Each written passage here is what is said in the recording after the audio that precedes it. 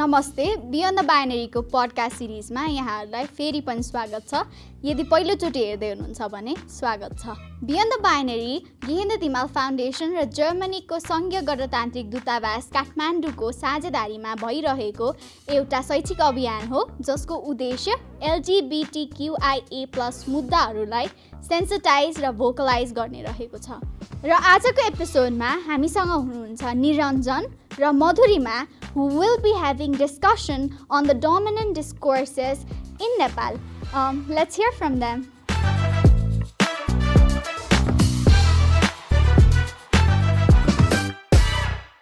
Hi Madhu. Hi Niranjan. I'm so glad you agreed to be a part of this podcast, and I'm really looking forward to our conversation around dominant ideas. So on that note, can you tell us a little bit about yourself and what you do in Kathmandu? Sure. Well, first of all, thank you also for having me. I'm very thrilled to be here. So basically, I like to describe myself as somebody who's a public health professional, but also somebody who's diverged into doing work with gender and activism and advocacy and things like that. So through that, I come with my technical knowledge in public health and things like that, but my passion is sexual reproductive health and reproductive rights and sexual rights and things like that. So on that note, we just recently met, and then we've been getting to know each other informally. And so we have something in common. We both used to write for TNM magazine. Yes, we did. Back in 2014-15. And so you used to write not as a sex columnist, maybe as an advisor, right? It was sort of like a little bit of a mix of naughty as well as informative. So basically I wrote from more like a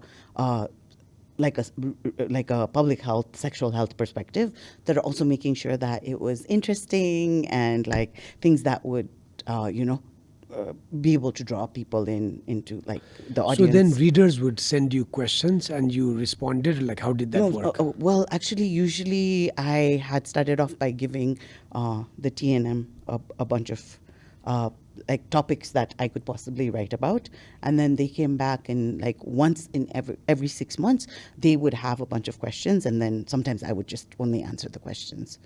Can you give an example? Either the topics you first suggested or the questions? Well, I think one of the first topics I actually started talking about was, how pheromones work in human attraction and things like that. So it was kind of scientific and all that. But then the questions that I was getting a lot was about actually quite a few questions about people's sexuality, and how they could, though I couldn't answer everything in detail about how they could navigate that, but was it okay, was it not okay, questions like that, or even questions about sometimes the nitty-gritties of a sexual act and things like that. So, yeah. So when you say sexuality, it might mean our sexual identities as heterosexual, homosexual, etc. Yeah.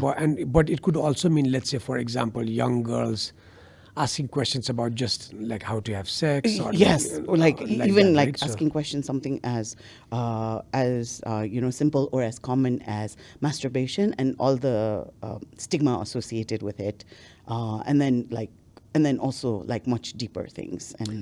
And why is that important? Why was it necessary early Nepalko context to have this conversation, or Yeah, well, I think in every adolescent's life's context, it's very important because especially in Nepal, we're not really exposed to what can be expected, what is normal, what hormonal changes happen in a human body and things like that. So a lot of times there's so much stigma and taboo, and the unknowable or the unknown becomes such a dangerous place to go. Sometimes that people, and it becomes difficult to navigate. So even being able to break the myths, and as well as to actually normalize having these conversations, and also just telling somebody who's between an adolescent and a young adult that whatever they're feeling is actually normal, and it's a normal process of being the human experience, regardless of what sex or gender you are. And so you've said a couple of times, you approach this mainly from a public health perspective, right? So giving out information saying it's normal to talk about this and different issues. And in this program, Beyond the Binary, we are trying to use the word also normalize talking about different gender and sexual identities. And these days, as we know, and even compared to 2014-15, like in the last 10 years, there's been a lot more visibility of younger queer identities, online people coming out, pride parades, etc. in Nepal.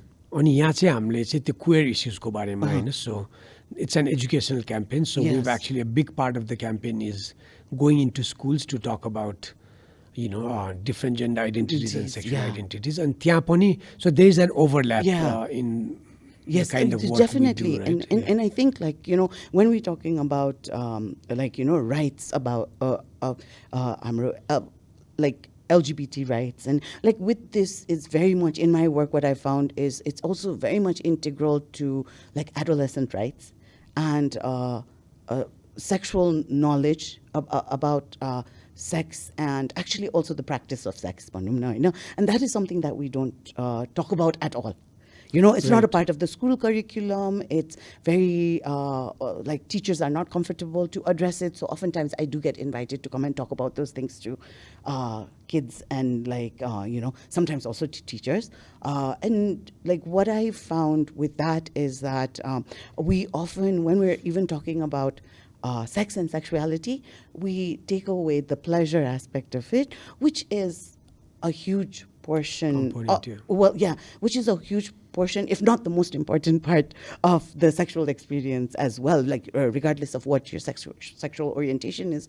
And even within that, I found, like, when I've talked to people and things like that, because it's so integral to also the, acceptance as well as the experiences of people who are describing themselves as non-binary. And when they are othered, like the structural violence and the physical violence and the domestic and sexual violence that comes in, it totally negates their right to actually not only exist, but in particular their right to pleasure. Exactly. No, I really agree with you. And now going back a little bit, so let's say in Nepali society, it is changing, but we've had a very strong Brahminical influence, right? Like it used to be a Hindu kingdom. Yes. And what you're saying is the dominant ideas is, like, especially for women and marginalized people, like, the idea is that you have sex only to reproduce or to further the family line, right?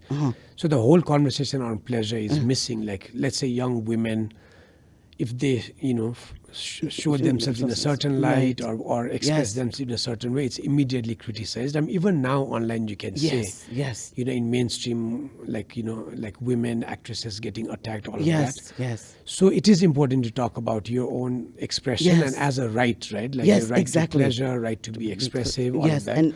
So on that line, so when we go to, like class 8, 9, 10 to talk about these different alternative ideas around sex and gender, there's also a nervousness. So, absolutely. So we know that, even parents don't talk to their kids openly about these issues, which is doing them a great disservice, right? So we're left to navigate this on our own, and then there's so much stress, all of that. So I agree, but then people are very quick to also misunderstand this. So, because they say, oh, you're going into class 9 to talk about sex, like, it's and people don't understand this, or they try to brush it off, right? And in Western countries, in the US, because of the Christian values, like they are banning this education in secondary school or all of that, right? So in these times, these issues are getting quite more and more topical and mainstream. Yes, and which is why all the more reason that we should be talking about it, because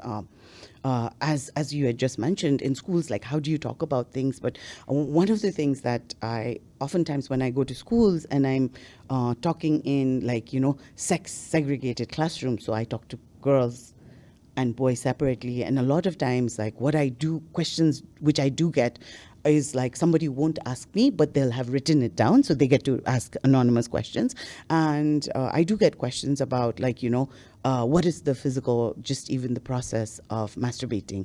And for me, as an external educator, it's difficult for me to say that you know.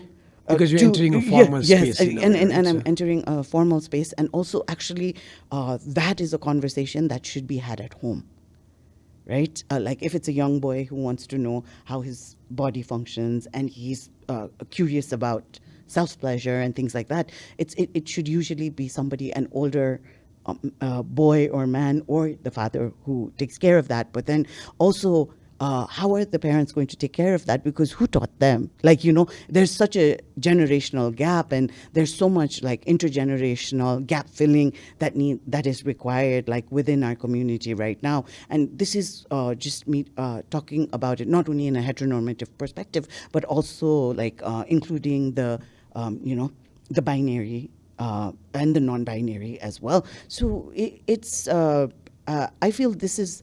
It's something that we definitely need to pursue, and we need to find the fine balance between like how not to sensationalize it and how to you know, make sure that it's more about information and safety.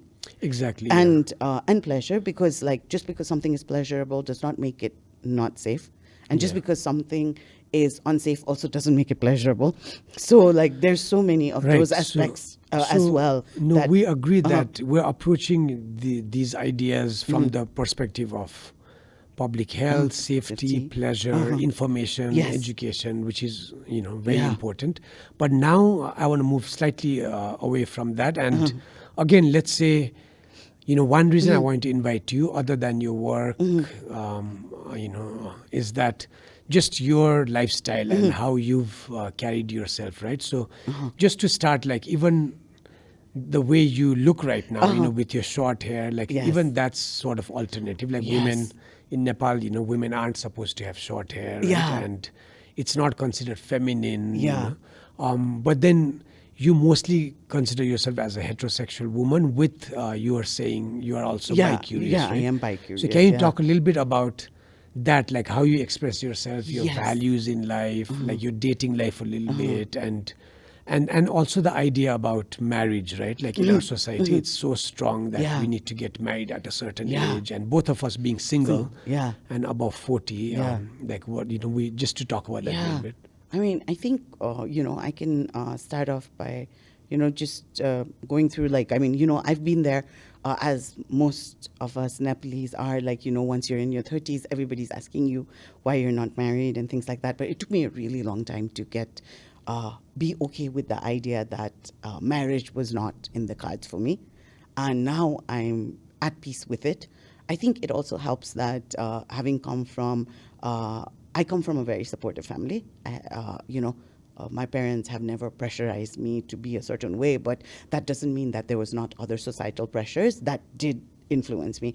Now I'm at a place where that doesn't bother me. But when it comes to how I, you know, my expression, like my physical expression of who I am, a lot of times I do, even now, like almost every day, if I meet somebody, and once they feel that they're a little bit friendly to me, they always want to like ask, like sort of on the side, like, why are you, like, actually, why do you have short hair? Or people have asked me things like, oh, do you have cancer? Or like, did one of your parents pass away, and did you do the funeral rites? Because you're unconventional, so you must have done your parents' funeral rites or something like that. So it's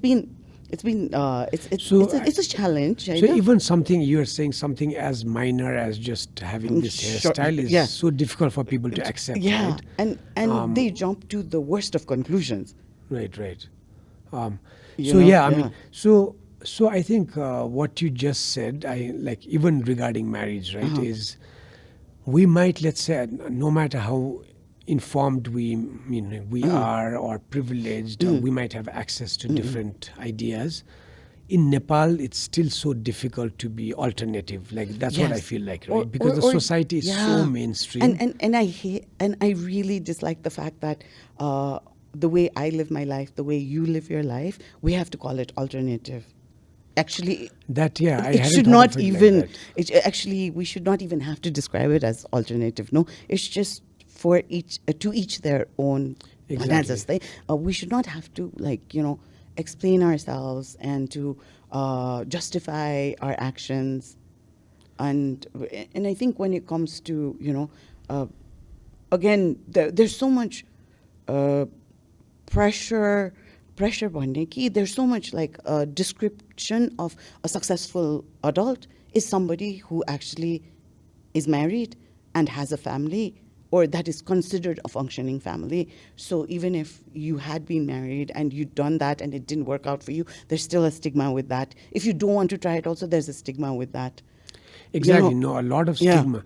And I wonder why that is, like how much of this is cultural or just Nepal's history, Yeah, and I think it is. I mean, I personally think it's quite cultural, as well as, how we do have this heteronormative way of looking at what is success and what is not success. Again, like, for two people to be in a union, no matter what it is, the ultimate result from that should be progeny. Like, you have to have children. But then if people who are in a same-sex relationship, then there's an issue like, oh, how can you bring a child into the world?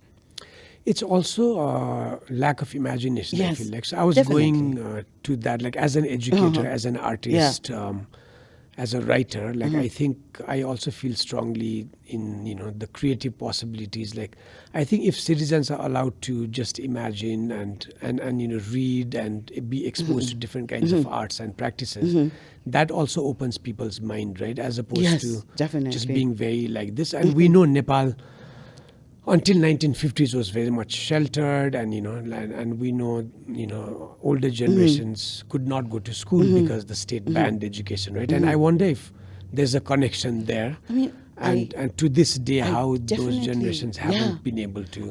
I think education does play a significant part in how we view the world and like how open we are to ideas that might be new to us. But I also think that to a certain extent in our Hindu tradition, we are kind of also moving away from actually what the philosophy of Hinduism is, because like there are certain manuscripts that we follow that have something that actually contradicts what actually the Hindu philosophy might be. Like, not to delve too much into it, but actually Hinduism is one of the most accepting religions of the world. And then if we try to equate that with, our tradition, it actually clashes. What we've been practicing traditionally and actually what are... Right. I think even the complexity and the inherent contradictions within Hinduism.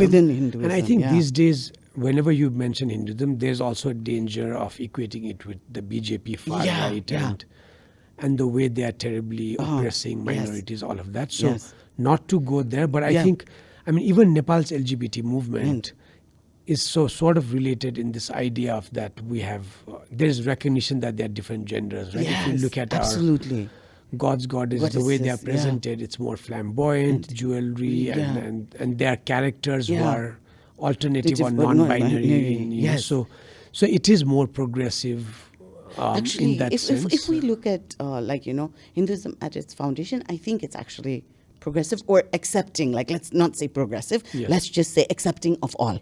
Right, more tolerant maybe. And more tolerant, absolutely. Like one time, there's this interesting experience that I want to share with you. And it was something that the British Council organizes on a regular basis called Women of the World. Right. And that year we had done it in Janakpur, and I was one of the creators for the talks. And for that, I had put a panel together about the LGBT community, for LGBT awareness, basically. And who we chose to have was a medical doctor, and one was the chief purohit of Janaki Temple, and a trans woman and a gay man. And it was very interesting because, like, the trans woman and the gay man, they were sharing their experiences, and the doctor was, of course, talking about how our sexuality is something that's more ingrained. It's not a choice per se. it's something that people are born into, driven into. There was a little bit of a talk about how, what intersex means, and and things like that. And with the Purohit, actually, initially when we reached out to him, I was very scared. I was scared that we might get into trouble, but he was actually so open about it. And also he gave multiple examples of how in our Hindu scriptures actually the LGBT community has always been present, and they've actually also been very much respected and and actually honored, as well as loved members of society. So and now there is evidence in the scriptures, or even in Muslim religions, of non-binary or LGBTQI people being here in ancient times. Yes. And later it's the British and the Christianity that sort of started criminalizing in the subcontinent. Absolutely. At least, right? Absolutely. And that information is kind of missing. Yes. And now, ironically, here in this part of the world, people say this is a Western import, or it's not part of our nature, all of that, which is so the need to constantly keep on talking about it, right? And I think so. And actually it has not really been, it's not really a Western import. Well, it's actually just biology, and it's human evolution. Exactly. I one time read this article in, it was maybe about 10, 12 years ago, and the Huffington Post had an article about people's genes and how it manifests. So there is a gene that manifests, when it manifests in women, it makes them more fertile. And when that gene manifests in a man, it actually makes his sexual orientation towards a homosexual orientation. So that was very So you're saying interesting. there is some scientific evidence now with homosexuality? Or Yes, definitely. I mean, there is. And I think also, how we talk about it takes a village. So, I think even if you think about human existence, and also for the human race to exist, you can't just have a male and a female sex and gender. So there is the whole idea about diversity. Diversity, actually, because you need, and we don't only just see that with humans. We see that more. It's more easy to study that in the animal kingdom. And also the spectrum you're saying, right? So it's not as binary as just this or that. It's we're all in the spectrum, and that's why. And I think we also have the liberty to travel in that spectrum.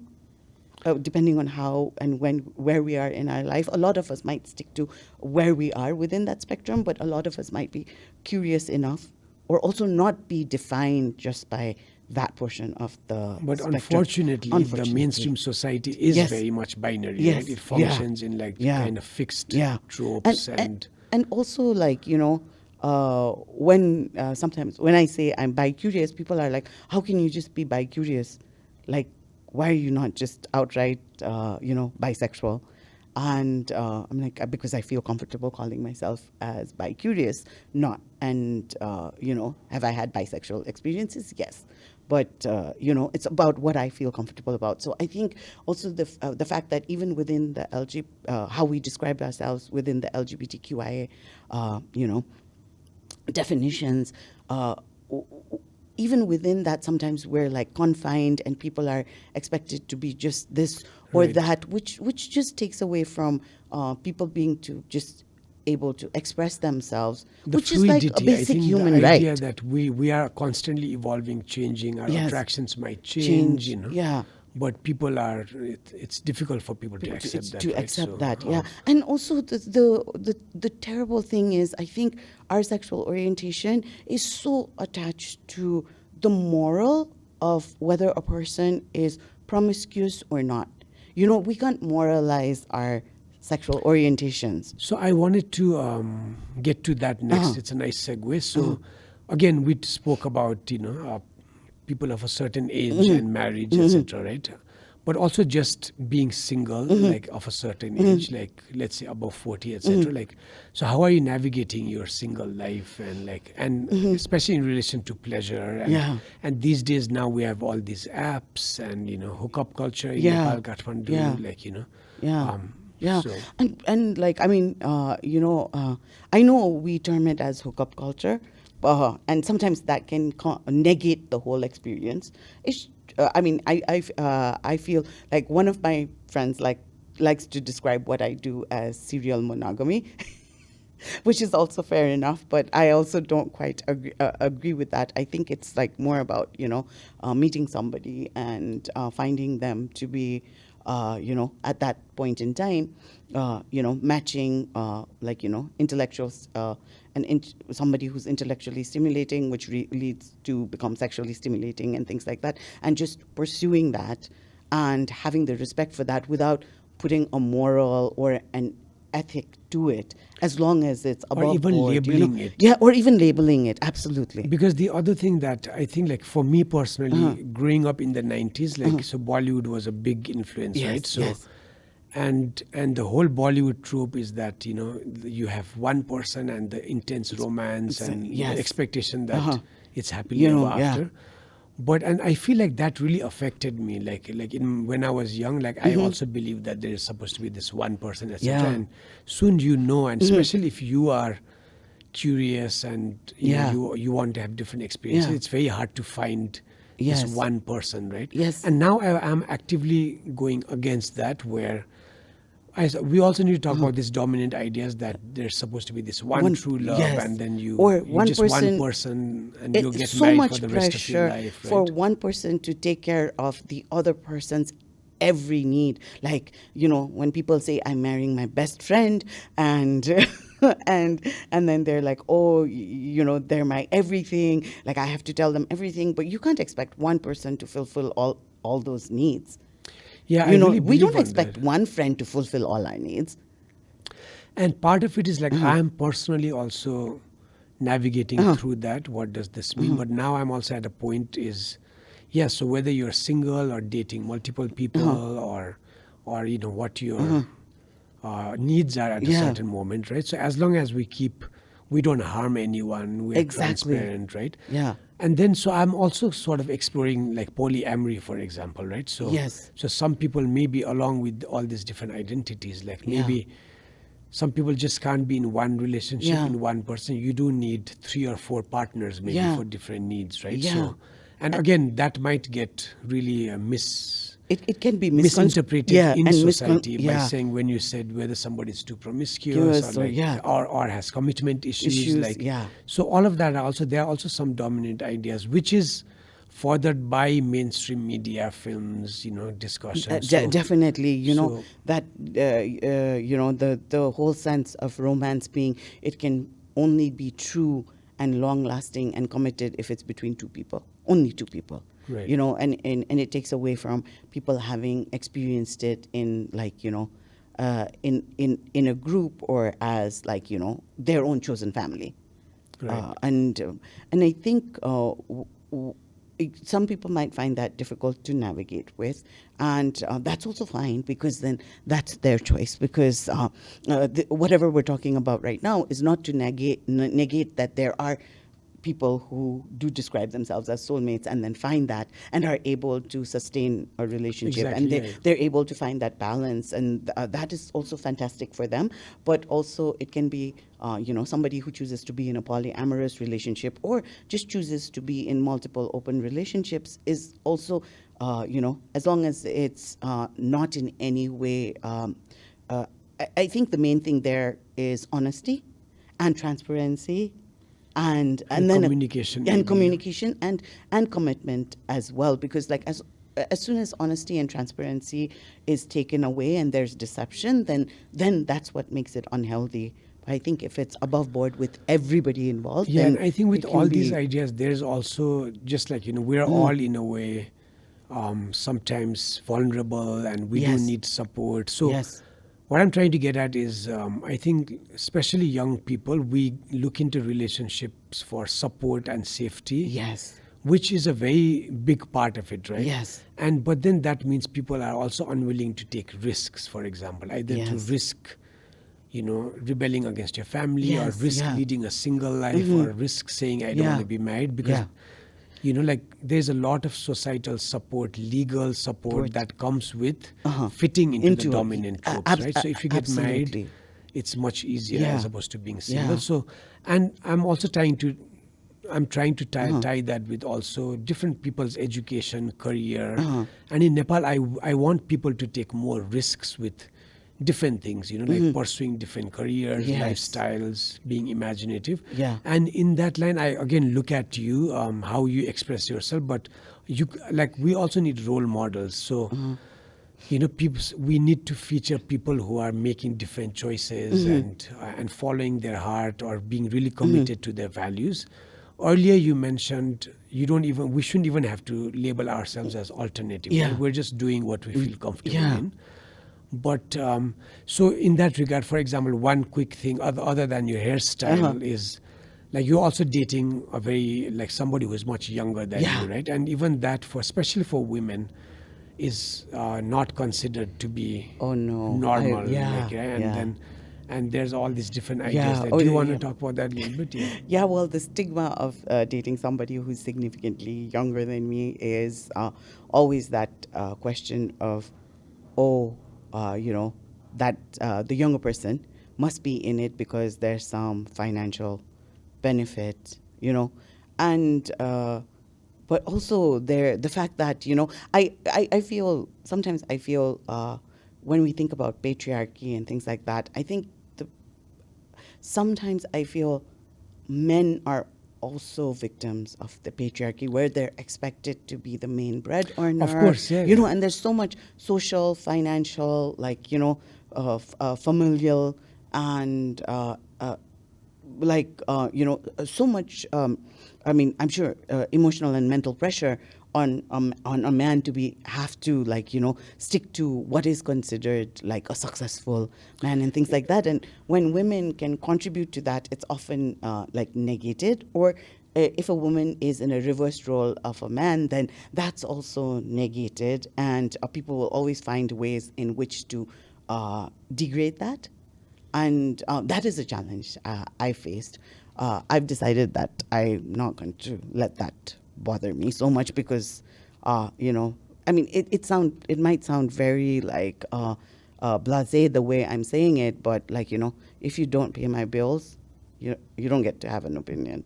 Right, exactly. But with that example you brought in, in relationships, there's also so ideas about power and dependence and security, all of that, right? And historically and even now, for the most part, men are the providers and women are expected to do other things. Like even in Western cultures, it's still common for whether it's with payment, women getting paid less for the same position. So there are now all these conversations.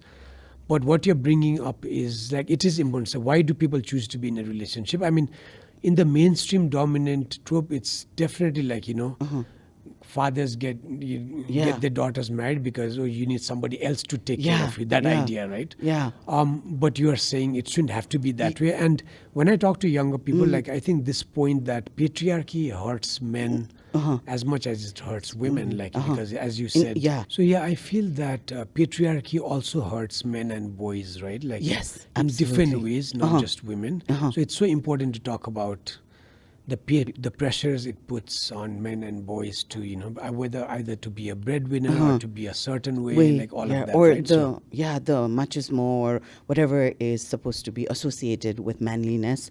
I know, and that's also a conversation that needs to change. But then when we're talking about patriarchy and we're thinking about right now, we've talked about how it affects men and boys, and we've also talked about how it affects women. And then our previous conversation was about patriarchy and how it affects people in general. But then if we bring that forward into a discussion about how it affects the non-binary and the LGBT community, then actually also the effect of that is sometimes triple or quadruple fold because there's so many various intersectionalities associated with each personal existence that right. So I think we want to talk about that a little bit. But again, going back, for the most part, we've talked about how the mainstream society might be so rigid still, and these ideas about dominant ideas about one should get married at a certain age, it should be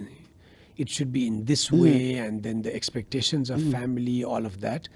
And if people don't have issues with that, it's well and good, right? But even heterosexual people, even women, men, they might also not want that, right? Like they might want something slightly different. Even there's so much pressure for them to fit in and conform. Absolutely. And now we do hear in recent times more and more divorces, like which was unheard of maybe 20, 25 years ago, right? Yes. And that could be an indication of either society changing or women being more empowered. Yes. Or more informative. Yeah. So, but it's still such a struggle, is what I'm trying to say.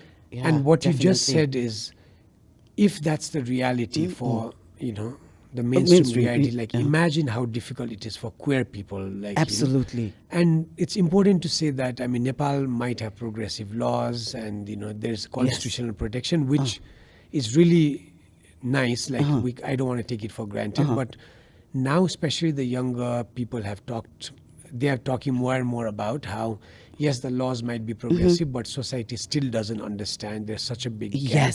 Yes. And I feel that when I'm with my friends, or when we do these programs, or in progressive circles in Kathmandu, it's easy to feel that, oh, Nepal might be liberal, or it's easier to be queer.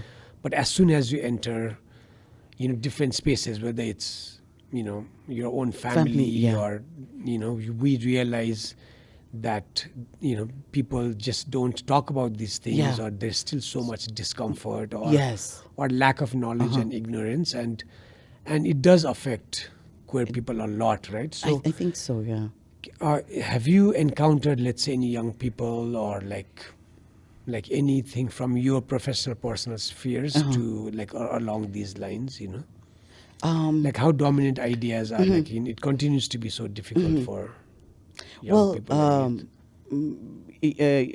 I think there are certain groups that I go into where it's still, they're still in this like non-alternative or more like traditional type of space. And I do see, like, with the questions I get from adolescents, about things asking, is it okay for me to have a crush on another girl if I'm a girl, or is it okay for me to, want to be in a relationship? Is it okay for two boys to be in a relationship? And questions like that pop up a lot. I actually even get those kind of questions from teachers. Like, teachers are like, how do I explain that to my to our students? Like, what should I do? Again, we don't want the parents to come back to us. This is like a lot of the conversations that happens with schools. But then there's also another group, and I have been very fortunate enough to be a part of that group with, adolescents and young adults who see themselves as activists, and they are trying to create that safe space. Even if they can't extend it to the rest of their families and their communities, they are trying to create that for themselves. And that I find extremely encouraging, because that is one place to be, because at least there's a place where there's a foundation for people to go and be safe and experience themselves or live their lives the way that, would be safe for them, and be able to fulfill that. But also, it is still a huge challenge to expand that into, even within their own families and things Definitely. like that. So I think you're pointing out the role of communities, right? So to create your own communities and where you feel safe, but where you can also express yourself freely, and to make that space. And thankfully, I think in both of our cases, but more and more, like the internet provides that option. Yes. Like for me, as a teenager in Kathmandu, the internet was in a way, the only space for the most part where I could either talk to other queer people, and it was immensely liberating. And so there's that option. But then now, because of the proliferation of internet, there's also a lot of misinformation and maybe danger and people just and disinformation, right? Like there are all these Western, maybe toxic men who are actually actively pushing against these conversations. And it becomes more challenging to talk to youths in Nepal. Because they are also getting overwhelmed by all this different information. So again, that brings us to why we wanted to do this program, is to create a space essentially, and through our different programs, we're also creating communities. People, Yes. young people are meeting each other. We're going into the provinces to talk about these ideas, right? Yeah. So. Yeah, and I think it's really encouraging, and I mean it's excellent. But I actually, so in 2019, I was doing some research about like adolescent sexual reproductive health. It was in the research was being done in Thating district, and what I found, which was very interesting, was I went and did interviews with young boys and girls in government schools and private, like what we describe as boarding schools. And there, I found that the actually government school children were actually in many ways better informed than the students whose parents had sent them to a private school. And I think that also had a lot to do with like how the school structure works, like how a government school structure works and how a private school structure works, because within the government school structure, as long as it was something that was mandated by the Ministry of Education, then they had to fulfill that. And sometimes that does not extend, or they don't have the same responsibilities, or they're not held accountable at that kind of like a private school. And it was quite surprising for me, because I had expected it to be the other way around, because I had expected that children who go to more private schools, their parents are probably better educated, more socioeconomically well off and things like that. But then that was quite an interesting finding. So yeah, so it's very interesting, because like in our program recently too, we've worked with private schools and government schools, and in general we've found government school students being more open to new ideas, more open to learning maybe. And in this one case, we also had a challenge with private school students, because the assumption is that maybe due to privilege or access, they are progressive, but sometimes because they are also conditioned by their maybe parents and values, right? Yes. So in some ways, we found that private school students are maybe more closed off and not as open to these new ideas. Maybe they're already more conditioned by dominant discourses, whereas maybe government school students have more options and they are more freer. And I think, but that's something interesting to just and I think about. Also, like when I talked to actually the principal was hanging around when in both the schools actually that I went to, and one of the principals, like he was hanging around. I was talking to a bunch of boys, and while I was doing the focus group discussions, I asked him to step aside. But then I said, when they're asking me questions, because then now the survey is over, you can listen in. Like he said, can I listen in? And I said, as long as your students are okay. So I basically did a Q&A with the principal present, and then the principal said, it's really difficult for us to also bring in people like you, because we're afraid of what the parents are going to say.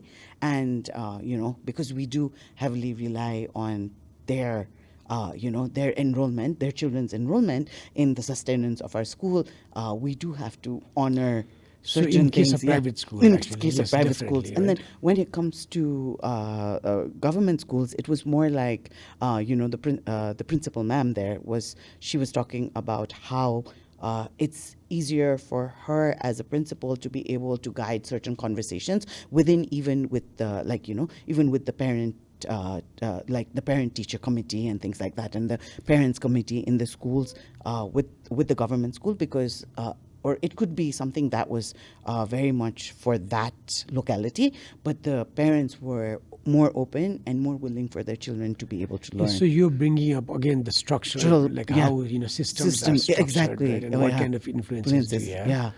So that's why I think now, just to wrap up, I think we just wanted people to think about what are some dominant ideas in mainstream society and how it affects young people and ideas of gender and sexuality, and we need to continue to have these conversations, right? And to bring in role models and through the arts, through writing, through films, to show alternate realities, or rather than saying alternative, it's just the options to be different, or to take risks and to the follow your opportunity heart. for diversity, because the more diverse and inclusive a community is, the more successful it's going to be. Exactly. you know. And I think that's a really Yeah. good point to end our conversation.